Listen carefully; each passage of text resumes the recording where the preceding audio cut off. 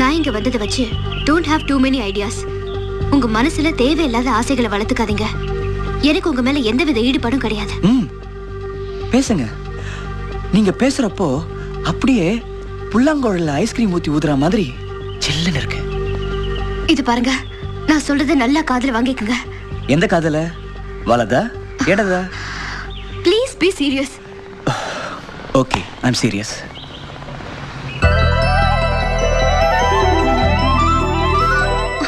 Don't touch me.